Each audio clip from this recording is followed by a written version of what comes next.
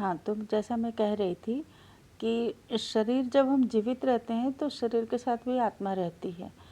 तो ये नॉलेज है, आध्यात्मिक नॉलेज है, और आध्यात्मिक नॉलेज अर्थात आत्मा का अध्ययन। तो शरीर के बारे में तो हम सब बहुत ज़्यादा जानते हैं, और अलग अलग जैसे मेडिकल है और भी बहुत सारी चीज़ें हैं, इन सब के द्वारा भी हमें शरीर के अंगों की जानकारी मिलती रहती है। उसके बारे में बहुत ज़्यादा नॉलेज है ना, कि शरीर का सिस्टम कैसे काम करता है।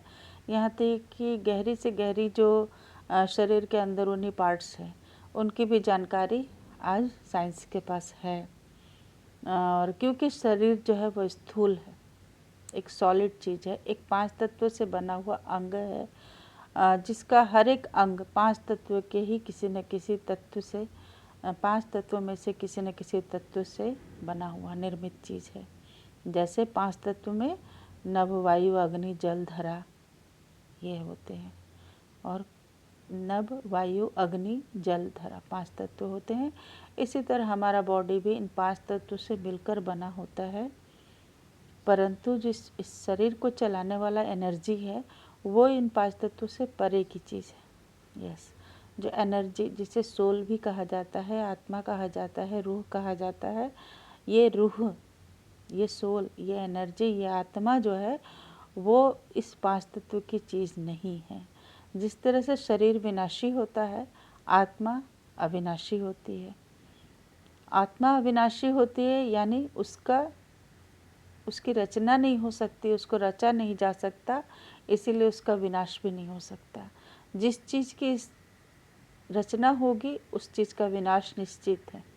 जिस चीज़ का निर्माण होगा उसको विध्वंस किया जा सकता है, पर जिसका निर्माण ही नहीं होता उसको विध्वंस नहीं कर सकते। इसलिए आत्मा अजर अमर अविनाशी है।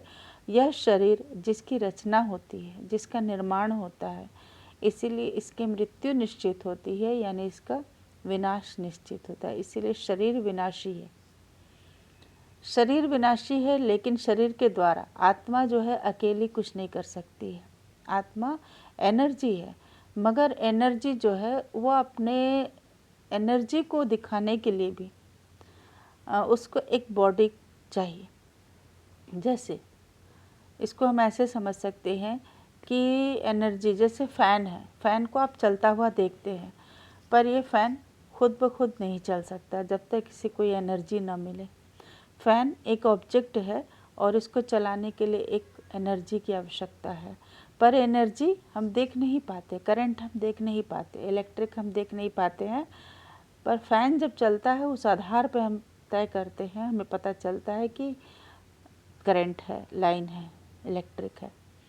ठीक इसी तरह से शरीर में जब शरीर 5 तत्वों का बना है, तो जैसे गर्भ से ही शुरू होता है शरीर की यात्रा, जीवन की यात्रा।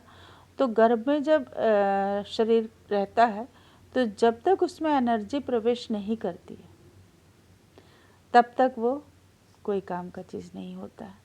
जब उसमें एनर्जी प्रवेश होता है यानी आत्मा आकर प्रवेश करती है तो ही उस शरीर में गर्भ में ही चुरपुर शुरू होता है, यानी हिलना डुलना शुरू होता है। 3-4 महीने तक कोई हिलना डुलना शुरू नहीं होता है। ये एक छोटी सी अलग सी नॉलेज की बात बताई, क्योंकि हम सब ये जानते हैं कि हम भगवान के पास से आए हैं। भगवान कहाँ रहते हैं? ऊपर रहते हैं। तो हम सब भी कहाँ से आए हैं? ऊपर से आए हैं। ये तो सब जानते हैं। और हमें जाना भी कहाँ है? तो भगवान के पास जाना है। कहाँ?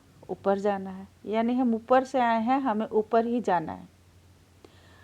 हम आते हुए भी रोज़ दुनिया में किसी न किसी को देखते हैं मीन्स आज उनके घर में एक बच्चा हुआ, कल उनके घर में एक बच्चा हुआ, हमारे घर में भी कितने बच्चे हो चुके हैं, और जाते हुए भी देखते हैं, है ना। कोई बुज़ुर्ग चले गए, कोई कम आयु में ही चले गए, यानी आते और जाते हुए हम अपने आसपास की ज़िंदगी में बहुत बार लोगों को देखा है। पर हम लोगों ने इस शरीर को ही सब कुछ मान लिया है, तो हमने कभी भी क्या किसी एक बच्चे के शरीर को ऊपर से आते हुए देखा है? किसी भी घर में, किसी के भी घर में जब एक बच्चे का जन्म होता है तो क्या हम में से कभी किसी ने देखा कि आज उसके घर में एक बच्चा आ रहा है ऊपर से, आज उसके घर में एक बच्चा आ रहा है? नहीं। इसका मतलब कि वो बच्चा तो 5 तत्वों का बना हुआ एक पिंड है, एक जिसमें एनर्जी नहीं रहती है, वो एनर्जी जो है ऊपर से आती है, तो उस बच्चे का शरीर जो है पूरा होता है। और वो पूरा होने के बाद फिर जीवन यात्रा में जब उतरता है, यानी बच्चा का जब जन्म लेता है, तो उसके द्वारा उसकी जीवन की यात्रा आरंभ होती है। यानी बिना एनर्जी के वो शरीर कुछ नहीं है, एक मांस का, एक 5 तत्वों का बना हुआ एक लोथड़ा है, पिंड है। तो एनर्जी जो आती है वो एनर्जी दिखती नहीं है। यानी बच्चा जब जन्म लेता है शरीर के द्वारा तो वो नज़र आ जाता है, जब वो गर्भ में होता है तो भी पता चलता है, लेकिन वो एनर्जी जो ऊपर से आती है वो इन आँखों से दिखने की चीज़ नहीं है, वो इतनी सूक्ष्म होती है। और सूक्ष्म होने के कारण हम उसके अस्तित्व को इतना इजीली स्वीकार नहीं कर पाते हैं, जबकि वो सत्य वही है।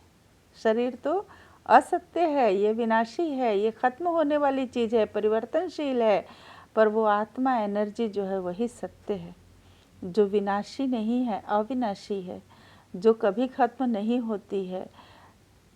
तो इस गहराई को, इस बात की गहराई को समझने के लिए कि शरीर के माध्यम से जितने भी कार्य हम करते हैं वो इस शरीर के साथ ही चलता है, लेकिन इस गहरी बात में कि हमें सब कुछ जो भी करना है वो हम इस शरीर को चलाने वाली उस एनर्जी के लिए हम क्या कर रहे हैं। क्योंकि आपको सुनकर बहुत आश्चर्य होगा ये बात कि जितने भी गुण हैं, गुण यानी कि शांति, प्रेम, आनंद, ज्ञान, शक्ति, प्योरिटी, हाँ, ये सारे गुण, जो सुख, ये सारे गुण जो 7 गुण होते हैं, जिसके लिए मनुष्य मारा मारा फिरता है, खुशी के लिए, शक्ति के लिए, नॉलेज के लिए, ज्ञान के लिए, सुख के लिए, शांति के लिए, प्रेम के लिए, ये सारी चीज़ों के लिए ही मनुष्य इधर उधर भटकता रहता है। अपनी ज़िंदगी भर के सारे उद्देश्य इन 7 गुणों को प्राप्त करने में लगाता है। मनुष्य का जीवन का ध्येय क्या है? खुशी प्राप्त करना, आनंद मिलना, सुख मिलना।